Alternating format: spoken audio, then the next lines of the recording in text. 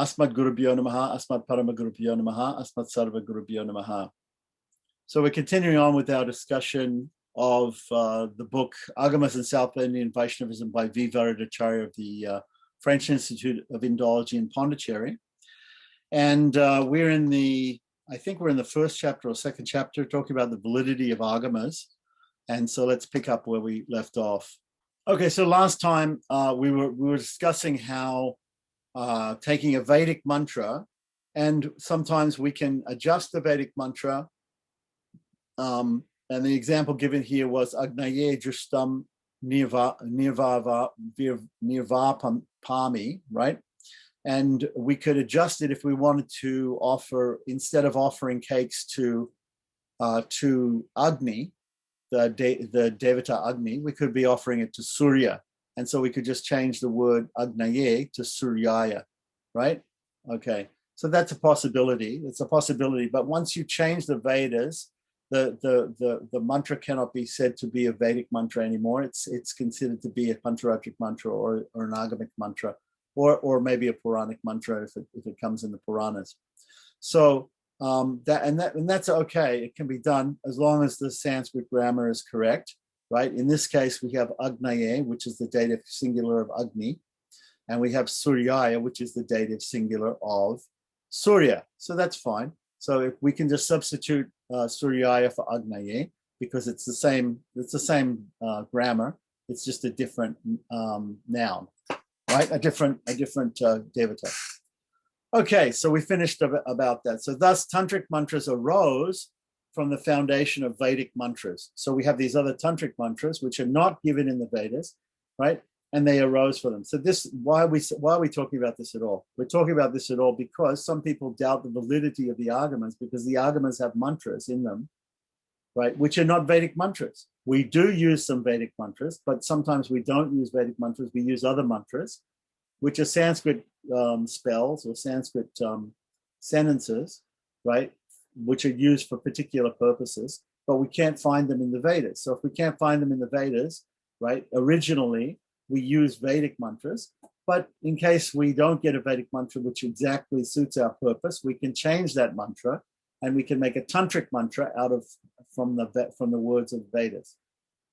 Yeah, it's no longer a Vedic mantra if it's changed, but we have to remember that.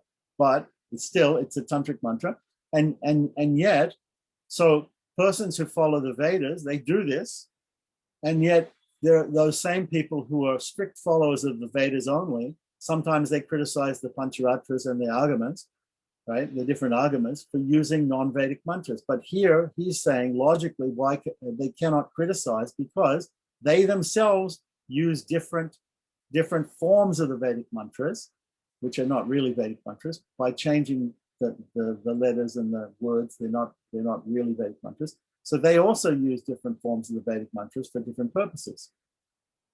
So therefore, they should also accept the Agamas, because that's all the Agamas are doing anyway. Agamas are taking the same language, Sanskrit, and they're using mantras that are not in the Vedas. So what's wrong with that? Yeah, that's the point. So the syllables or letters of a Vedic mantra have a deity presiding over each one of them. Okay, so this is an important thing to know, that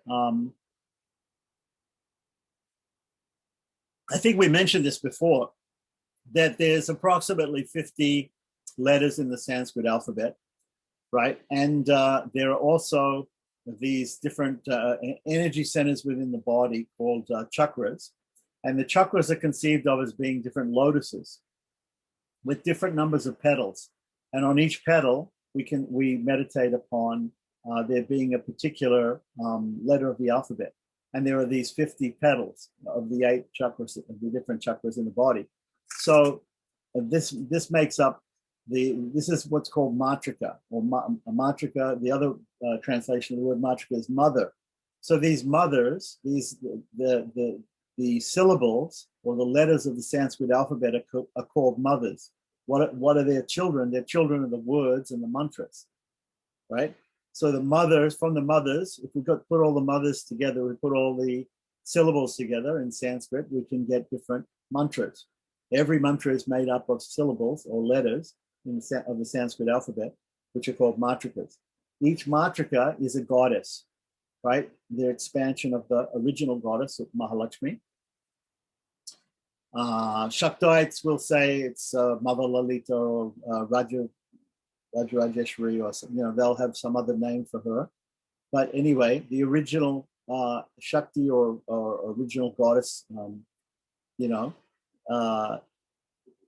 expands into these different forms, which are the goddess of each particular Bijakshara or particular letter of the alphabet. Right. So sometimes, like in Hari Bhakti Vilas, where we've been studying Hari Bhakti Vilas, it mentions that before we get to the chanting of the mantra, we have to actually first appease the letters of the alphabet, because the letters of the alphabet all have deities, right? So when we're using the alphabet, whenever we speak or whenever we chant mantras, we're using the letters of the Sanskrit alphabet. So we have to first of all pray to the letters of the alphabet and appease them in order to be able to pronounce them correctly and to use them correctly, like that. So that is called Matrika Nyasa, right? So that's not mentioned here, but that is also a type of thing which comes in tantric or agamic. We're talking about agamic worship, like that. Not so much in Vedic worship, but in agamic worship, we have this Matrika Nyasa. So, right, the syllables or letters of a Vedic mantra have a deity presiding over each one of them, right? And that's a quotation coming from Rig Veda 3:62:10.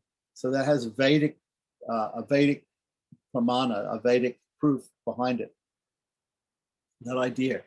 Similarly, each letter in the alphabetical system has a deity, right? Which is what I just mentioned, the goddess. The word bijakshara, the word bija means seed, akshara means indestructible, literally means indestructible, but it means a syllable. An akshara is a syllable, right? Or a sound, right? Which is indestructible, right? So bijakshara means a particular glyph or a particular script, a way of showing a particular sound, one sound, one syllable sound. Means the foundational part of a mantra. So mantras are made of words. They're like sentences which are made up of words, and the words are made up of letters or sounds, or bijaksharas. So the bija is the seed. The letter is the seed of the mantra, right? Mantra is made up of words. Words are made up of letters or sounds. So therefore, the sounds or the letters are considered seeds, and the mantra is considered like the whole plant. So this is not particular to the Agamas alone. The Vedic texts contain many of them, right? So he's given some, also some in the footnotes. He's given the proof of all this from different shastras. So from Vedic texts contain many of them, from which the Agamas have developed their own list. The syllable, I think it's hum there. It's a very bad translation. Let's see what syllable. Okay, the syllable him, H-I Anushwara, him is used in the Vedic texts. Okay, so he gives a footnote for that. So he's given the I think it's Aitreya Brahmana 2:12. Also see Chandogya Upanishad 2:13:1. Okay, so some people, they say the Agamas are not valid because they use all these bij mantras.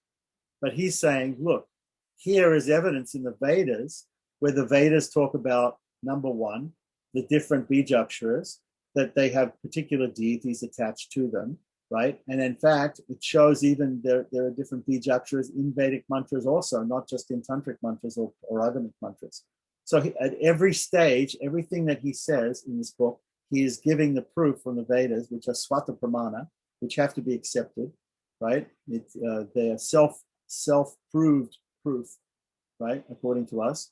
So, okay, so at every step he's giving the proof for this. So a further development of such syllabic sounds, right, bijaksharas, must be taken as indicative of pro-Vedic character of the Agamas, right? So here at every step he's saying the things which are criticized by other people in the Agamas are there in the Vedas. So you cannot criticize the Agamas on this count and this count and this count, because those things are also there in the Vedas. Therefore, the Agamas just like the Vedas, have to be accepted. Similarly, Nyasa is a practice which may be traced to Vedic texts, right? So people say, well, we follow the Vedas, we're the Arya Samaj, we follow Swami Dayananda, and he says, just follow the original Vedas, don't follow all these other scriptures. These other things, these like Agamas, we don't accept those. Right. Why? Because they have beef mantras, because they have, all this other stuff, because they use Nyasa, right? Nyasa is a system of touching different parts of the body and covering the body with a shield or a coating of mantras. It's a type of meditation also, of course.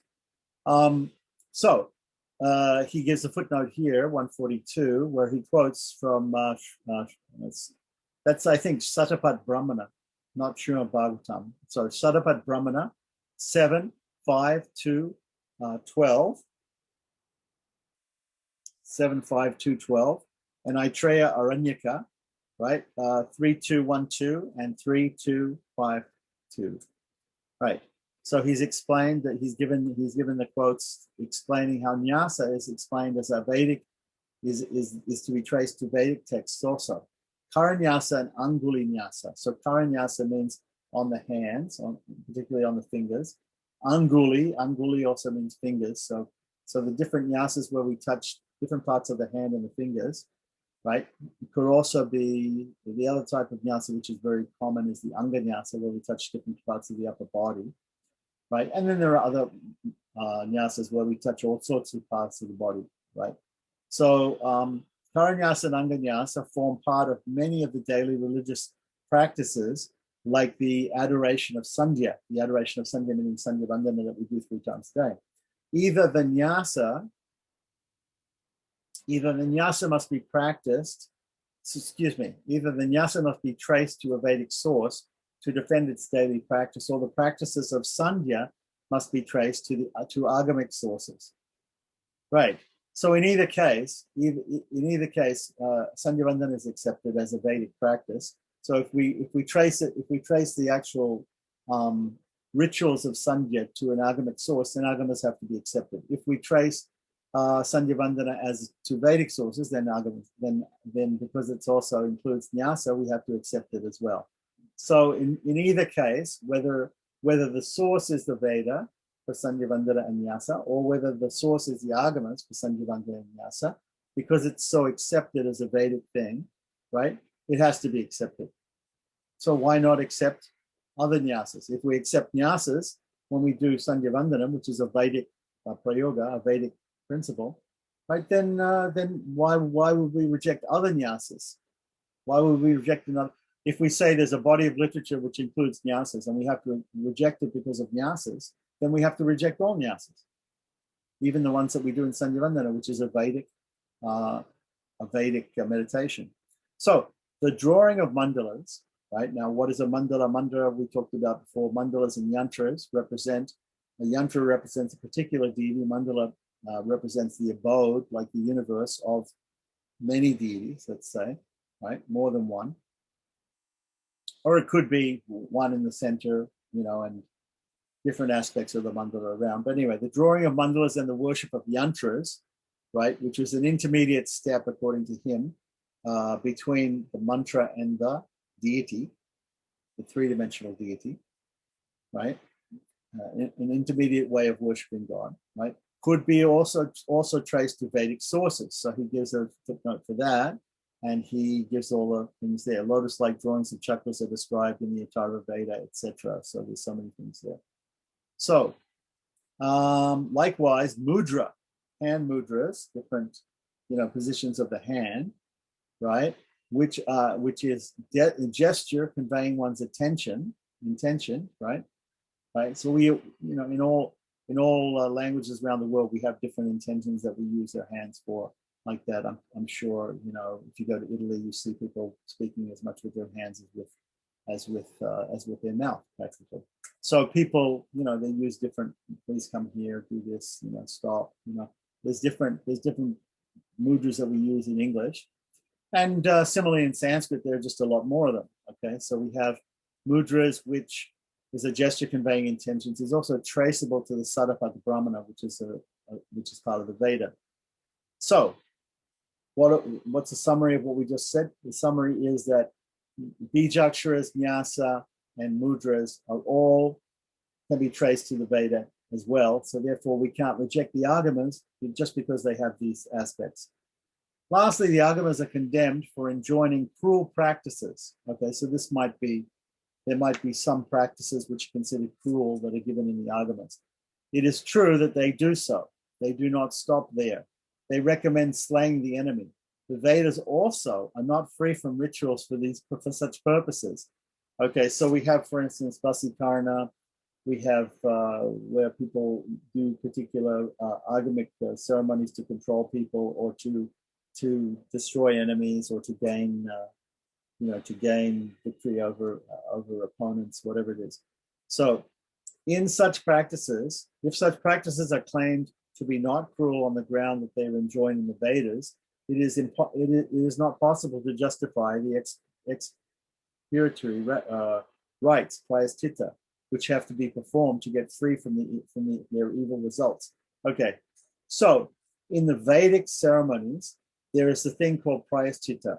Prayaschitta is done because of some reaction that we get for either making a mistake or for doing something purposefully, which is cruel or unjust or whatever it is like that, in the sense of appealing to overcome the enemies or whatever it is. So if that is included in the Vedas, then we can't criticize the Agamas for also having similar sorts of prayaschitta, right? That's his point here. So, which to be performed to get rid of the evil results. The Vedas also recommend certain practices for malevolent sorcery. Malevolent sorcery in Sanskrit is called abhichara. For slaying, right? For killing of animals, for instance, in certain Shraddha sacrifices. For the enchanting of others, that is called Vasikarna, right? So all of these, he'll give quotes for all these things from the Vedas to show how those things can't be, we can't single out the Agamas for doing these things and not the Vedas. So the Vedas also are not free from sensual practices, since many of these practices are traceable to the Vedic texts, and the rest could be explained as having arisen under the influence of the Vedic rituals. There is no need to look to primitive society as a source for all these practices. So some people say, we can't accept the Agamas. The Agamas are just the natives, the primitive natives doing all these cruel acts. These are just the books of those people, and therefore we reject them. We're much more cultivated. We're following the Vedas. No, it's there in the Vedas too. And prayaschitta is also there in the Vedas and also in the Agamas. And just because prayaschitta is there, we know that there must be some either mistake or some cruel practice going on or some wrong practice going on, which has to be atoned for. So, the authority of the Agamas is strongly upheld by Jayantabhatta, who flourished under the king Shankavarman in Kashmir, 883 to 902 AD. Normally we say CE now, but anyway, common era. But here he's using the old notation AD, Anno Domini, the year of our Lord. Right. So he is the author of the Nyaya Manjari. Nyaya Manjari is a text, a treatise on the Nyaya, or the logic system, and the Agama Adambara. Agama Adambara, an allegorical play. In the former, he divides Agamas into two kinds. One opposed to the Vedas and the other not opposed to them. So there are different types of Agamas, right? So there are, for instance, there are Jain Agamas and Bodha Agamas, right? So the Buddhists also have Agamas, which are texts that explain to the Buddhists how to do their Buddhist rituals, right? But because the Buddhists don't accept the Vedas, therefore they're anti-Vedic Agamas. So we're not talking about all Agamas here. The validity of Buddhist Agamas we don't agree with because they don't accept the Vedas, right? So the Agamas of the Buddhists and others are opposed to the Vedas and so are invalid. So it's very, very clear that when we talk about the validity of the Agamas, this chapter is about the validity of the Agamas. Not all Agamas are valid, because to be valid, the Agamas would have to also be traced, the elements in the Agamas have to be traced to the Vedas there has to be mutual acceptance in the Vedas of these things that are there in the Agamas. So when you have agamic systems, so-called agamic systems, like the Buddhist Agamas, which don't accept anything from the Vedas, which completely reject the Vedas, they cannot be considered as valid.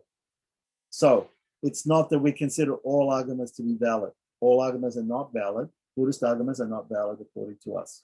Right? The others are not opposed to the Vedas, but enjoin practices which are substituted for Vedic practices. As we said, we're talking about substituting a tantric mantra for a Vedic mantra, etc. So, being an exponent of the Nyaya system or the logic system, which believes Vedas to be the composition of God, the author admits Agamas as valid, as they are also compositions of God. Right, so there are different Agamas. Specifically, if we're talking about the Pancharatra and the Vaikanasa Agamas, the Agamas which worship Vishnu. There are other Agamas, Shakta and Shaiva Agamas, which worship Shakti and Shiva. But if we're particularly talking about Vaishnava Agamas, right, some of them are spoken, some of these Samhitas are spoken by incarnations of the Lord, and some of them are spoken by great personalities. There are other devatas, and some of them are spoken by great rishis or human beings. So they're not all directly compositions of God, but here he's saying that there are some which are compositions of God. So therefore they should be accepted also, just like the Vedas. People who have been following ways of life based on Vedic authority also follow agamic practices. That these practices are opposed to Vedic practices is not a strong ground for rejecting the authority of the Agamas. Right, so he hasn't given an example yet of some practice, some agamic practice, which is against the authority of the Vedas, but maybe he will. The scheme of the pramanas means the epistemology, the proofs that we use, right, to prove things, right? And the aim in life, purushartha, right, the different goals of life, dharma, artha, kama, and moksha, right, to be attained are common to all the Agamas, right? So all the Agamas have this common idea of pramanas. They accept pratyaksha, sense perception, anumana, inference, and also scriptural authority, right? Shabda, pratyaksha, anumana, and shabda as the three pramanas, the three main methods of attaining true knowledge, right? And they also accept the different purusharthas, the different goals of human life, which are dharma, religiosity, kama, sense gratification, artha, economic development, and moksha, ultimate liberation, to be attained are common to all the Agamas. And as such, their validity does not suffer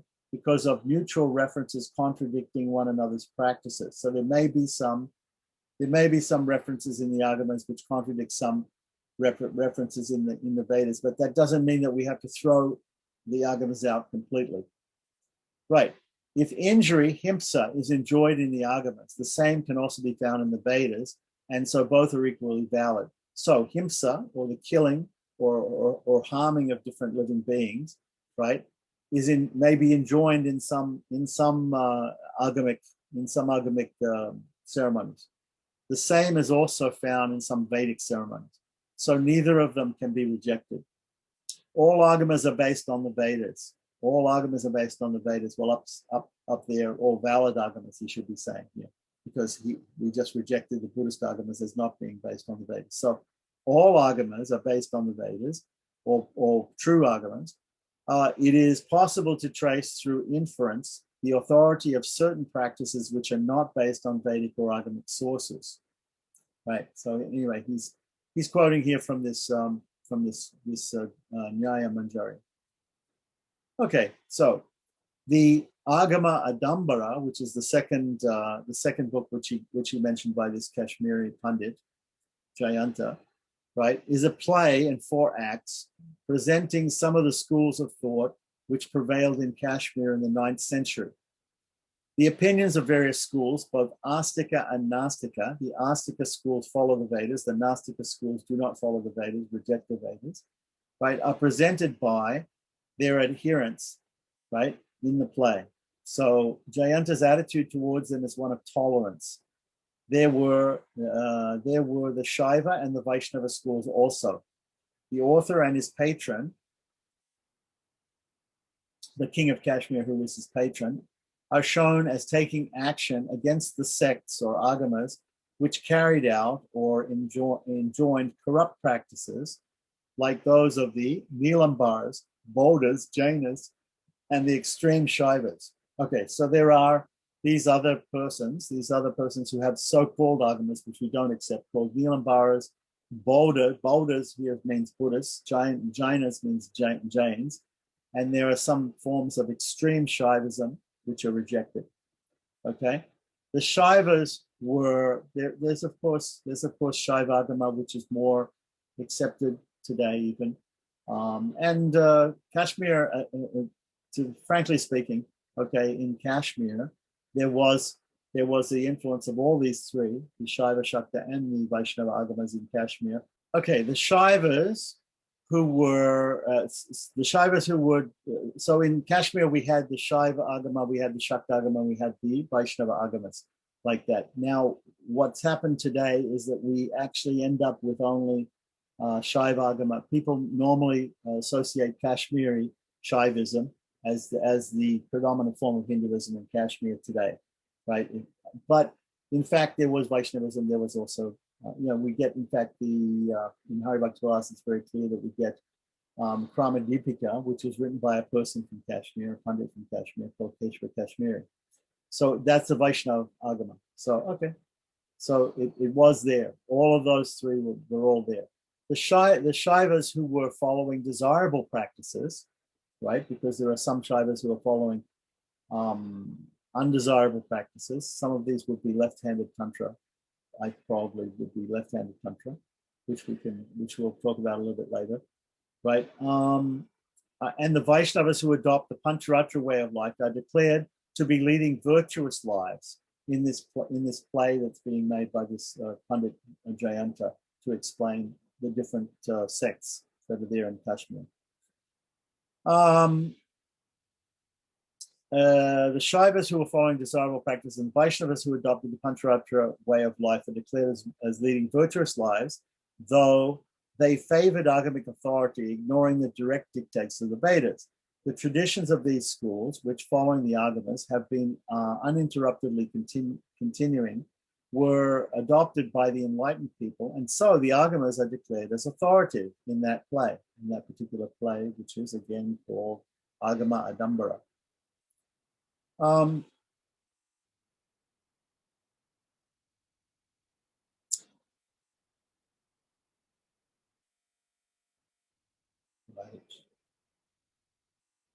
The traditions of these schools, which following the Vedas, okay, we talked about that. Whichever deity the Agamas glorify,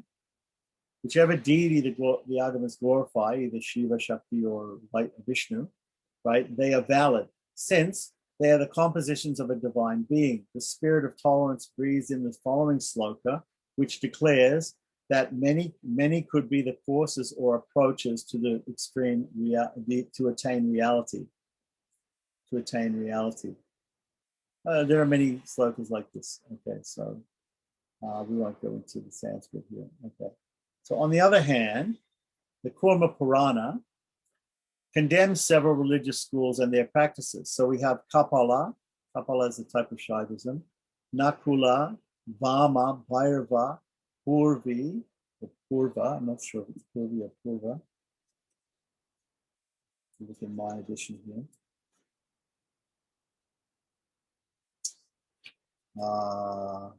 Purva, yeah. Paschima, Pancharatra, and Pasapata are mentioned in this connection. Right. So he's condemned in the Kurma Purana. There is some condemnation of some of these schools. It is true that some of these schools were adopting reprehensible and disgusting practices. The question of their going against Vedic authority is not the main concern. As Jayanta pointed out, right, this Kashmiri Pandit who wrote this Nyaya Manjari and also the Agama Adambara play, they were objectionable to good taste. The practices enjoined by the Shaiva and Vaishnava Agamas were free from these objectionable practices. They were perhaps included in the condemnation as they followed a different cosmology and theology not traceable to the Vedas. Okay, so the passage in the Kuma Purana should have meant only this. And while listing the non-Vedic schools, the Shaiva and Vaishnava schools were also clubbed along with that. In the light of the evidence and reasoning given, already in defense of the validity of the Agamas, this adverse criticism should be understood to relate only to the anti-Vedic schools for their enjoining objectionable practices or for their lack of implicit subservience to the Vedic authority. Okay.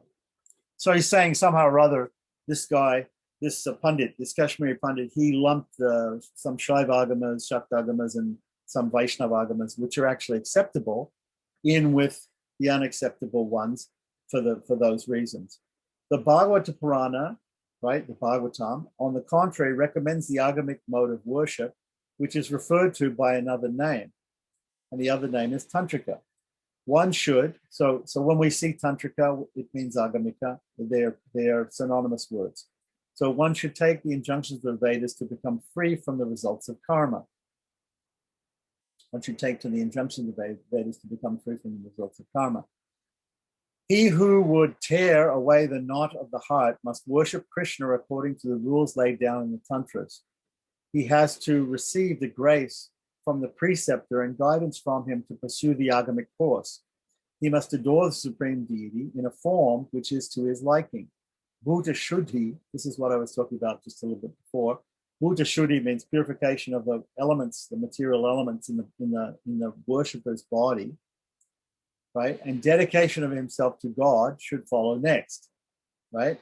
So first things first. So what is the system? The system, the agamic system, is first of all, one should attain the grace and the guidance of a preceptor. So one has to go to a guru, and the guru has to give him his grace by initiating him into particular secrets of the Agamas. Give him guidance, right? And then explain. And then the next thing is he must adore the supreme deity in a form to his liking. So everybody has a particular Ishta Devata, right? So those persons who follow Shaiva Agamas and Shakta Agamas, they're worshipping Shiva, they're worshipping Shakti, which is their form that they hold dear, right? Like that. The Vaishnavas have many, and there are many forms within the Shaiva and Shakta Agamas also of Shiva and Shakti. There are many forms of Vishnu also, and somebody has a particular form of Vishnu that they like to worship, and therefore that is the second thing. So first of all, he gets the grace and guidance of a preceptor. Second of all, that preceptor is going to help him to pursue the worship, the adoration of the particular deity which he is to his liking, right? And then the Buddha Shuddhi is next to be performed. He has to purify himself in certain ways by a process of Buddha Shuddhi, which involves nyasas and also mantras and meditation to purify the different elements, material elements in the body, and dedication of himself to God, which is none other than property, basically, surrender to that particular form of God that he's going to be worshipping. Okay, so he gives some, and then followed next, but elsewhere. Next, wait a minute, did we miss a page here? 54. And next should follow next. So here's all the quotes from Kuma Purana, from the Bhagavatam, 11th canto. Elsewhere, both the Veda and the Tantra are stated as being followed for adoring the Lord, right? So we have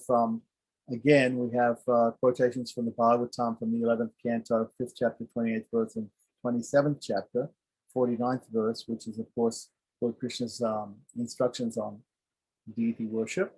Those who denounce the authority of the Agamas may refuse to accept this testimony on the ground that the Bhagavata is of late origin. So according to many scholars, like that, the Bhagavatam is of a late authorship. And the reason they say this is because neither Shankaracharya nor Ramanujacharya have given any mention of the Bhagavatam like that. Now that doesn't necessarily mean that the Bhagavatam was not around during the time of Shankara and Ramanuja. It just means that Shankara and Ramanuja tended to use Vedic quotations rather than Puranic quotations in their works. And so later acharyas, like even 100 years or so later, Madhvacharya, he does quote the Bhagavatam. And so this idea of the origin, of the date of the origin of the Bhagavatam is still up for debate. But anyway, in any case, it's not that important there. But he's saying that some people they denounce the Agamas just because you make a quote from the Bhagavatam about the Agamas being acceptable. Then they say, well, of course the Bhagavatam says that because it's a late text. That's their argument. So in that case, the evidence from the Kurma Purana must also be discounted, right? Because the Kurma Purana is also a Purana which could be of late origin, right? So all the Puranas could be of later origin than the Vedic texts. So just because somebody may say, look, I've seen here in the Kurma Purana where it rejects Agamas, so I'm going with that. Well, if you're going with that, then you also have to accept the Bhagavad Purana because the Bhagavad Purana is also a Purana, right? So then they say, no, we reject the Bhagavad Purana. Well, if you reject the Bhagavad Purana, which accepts Agamas, then you also have to reject your idea from the Kurma Purana. Okay, so his point here is that either you understand the quotation from Kurma Purana in the proper context, right? And that also fits with what is stated in the Bhagavad Purana, or you can reject all of them, but in which case you go back to the point that there are many agamic actions and rituals and things that are seen to be coming from the Vedas. Okay, so anyway, the difficulty lies in ascertaining the probable periods when the Puranas as a whole, or any one of them in particular, was compiled. Right. So now in the footnote, he says Abhinavagupta, who is a famous philosopher, that 1000 AD cites passages. He's from the Bhagavata 11:20:17, right, mentioning the portion. So this was right around the same time as Ramanuja. So if Abhinavagupta, who lived at the same time as Ramanuja, right, Ramanuja is he's saying here circa 1000 AD. Ramanuja was 1017 to 1137, so same time as Ramanuja, right? He mentions portions of the Ekadas Skanda of the 11th canto in his Gitartha Sangraha. This is not to be confused with the work Gitartha Sangraha by Yamunacharya. Abhinavagupta also wrote a book called Gitartha Sangraha, which was he wrote a commentary on the Bhagavad Gita, basically, and that he called Gitartha Sangraha. So Abhinavagupta, and it's available in English, you can also read it. Abhinavagupta was not a Vaishnava. He was more or less a Advaitin, right? So the commentary on the Bhagavad Gita 14.8. So if you look in his commentary, Abhinavagupta's commentary on Bhagavad Gita 14.8, right? This shows that at the period before the 10th century, it was held to be authoritative. Okay, so scholars normally say for a book to be considered a scripture, right? For a book to enter the scriptural canon is what we say. For it to become accepted as a spiritual text, it needs to be at least a couple of 100 years old, right? So somebody just writing a book like that, it'll be accepted maybe by that person's disciples. But then if it becomes popular and it becomes accepted by the sect like that, you probably give it another couple of 100 years before everybody accepts it as being, scriptural like that. Of course, there are different levels of scripture, the Vedas being the highest pramana. Right. So it must, however, be admitted that there are accretions to the originally compiled texts from time to time. What he's talking about is interpolations or extra verses that have crept into the Puranas or have been left out from the Puranas, right? For instance, we talk about the Bhagavad Purana. Madhvacharya writes a commentary. He writes a commentary on the Bhagavad Purana. It's called Bhagavata Tatparya Nirnaya. So that Bhagavata Tatparya Nirnaya, he comments on the Bhagavatam, going through the different parts of the Bhagavatam. There's a section in the 10th canto of the Bhagavatam which talks about the Leelas of Lord Krishna, which talks about the Lord Brahma stealing away the cowherd boys for 1 year, right? And then bringing them back, right? So that there's also this idea that Brahma was in some sort of illusion, that thinking that Krishna was simply an ordinary person and wasn't an incarnation of Vishnu. And therefore, this part is rejected by the Madhvas. There is no, in their edition of the Bhagavatam, there is no story like that. Right? There's no story like that in their edition of the Bhagavatam. So there are different editions of the Bhagavatam. There are different editions of the Mahabharata. There are different editions of the Puranas in different places in India.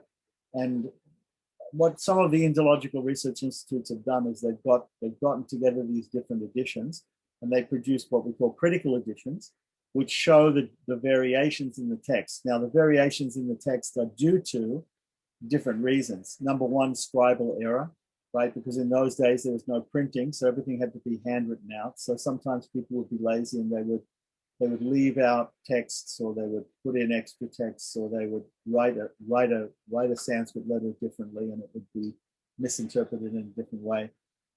So that's scribal error. There can also be some addition, people are adding things to the Puranas or whatever. This is why the Vedas are considered to be perfect, is because the Vedas have been passed down to us not by written form, but in sound form, and the sound is completely the same. There's a system of swaram and a system of memorizing the Vedas to be exactly the way that they were chanted, for millennium in the ancient times. So they haven't changed one bit. Whereas the Puranas, we find there are different versions of them in different places. There might be different passages even, and different whole stories which are not there. Like that, you'll find that. So the two Puranas noted. What were the two Puranas again? The two Puranas we're talking about are the Kuma Purana. There's a quotation there against certain Agamas and certain other schools, right? And then there's a quotation in the Bhagavad Purana. There's many quotations praising the Agamas and praising the Agamic worship or Tantric worship. The two Puranas noted so what's he saying here? He's saying that there may be some interpolations that were originally compiled in texts from time to time, but even here, the dates when such additions were made is not known. The two Puranas noted, the Kuma Purana and the Bhagavad Purana above, make specific references to the Agamas and the mode of worship on them, based on them. This makes it clear that the Agamas were at least available when the Puranas, like the two above mentioned, right, were getting finalized.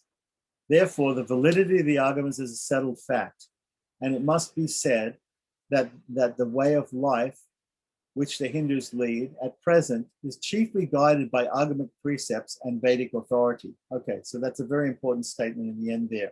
What do we see when we talk about Hinduism in general? What do we see? We see the philosophy of the Hindus comes from the Upanishads, from the Vedanta. Yeah? But the actual process that they follow, the external lives that they live, and the rituals that they perform, the festivals that they go to, that is all Agamic. That is all Agamic. That's not Vedic. So here we have the theoretical Vedic knowledge put together with the practical Agamic knowledge, like that. So the Agamas are the practical ways that we live our lives when we understand the Vedic knowledge. When we understand Vedanta, then how do we act? How do we meditate? How do we worship? How do we perform our rituals, like that? That is Agamic. Okay, so that's the end of that chapter. He's gone through a whole lot of things like that. We didn't go into detail about all the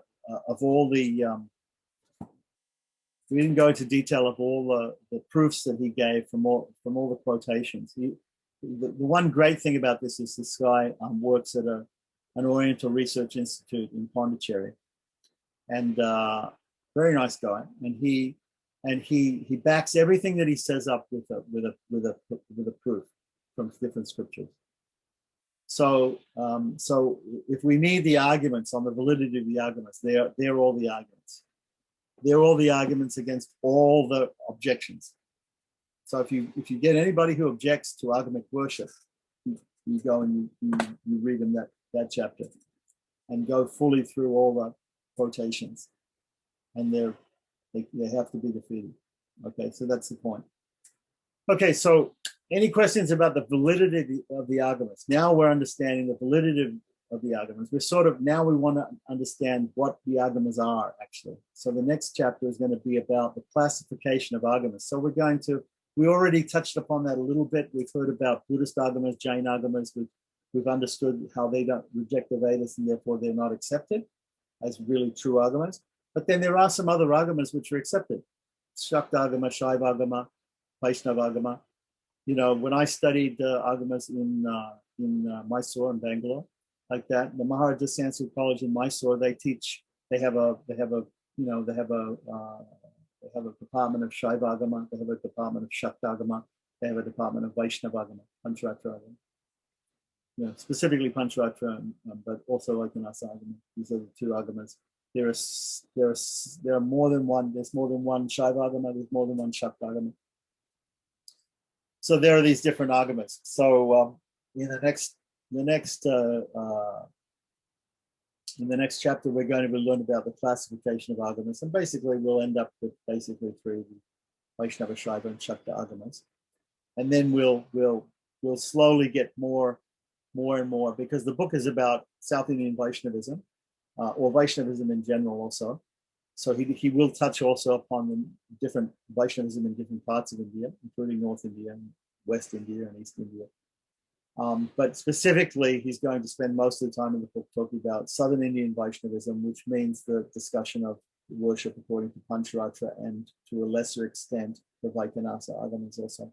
So we'll be touching, first of all, he's going to give the broad classification of the different Agamas.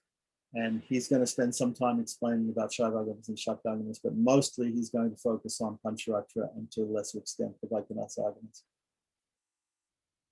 Yeah, which is what we're interested in mostly. But if anybody's interested, I have books on my shelf in my library. I have manual. I have Shaiva Agama manuals. I have Shakta Agama manuals. You know, I have other.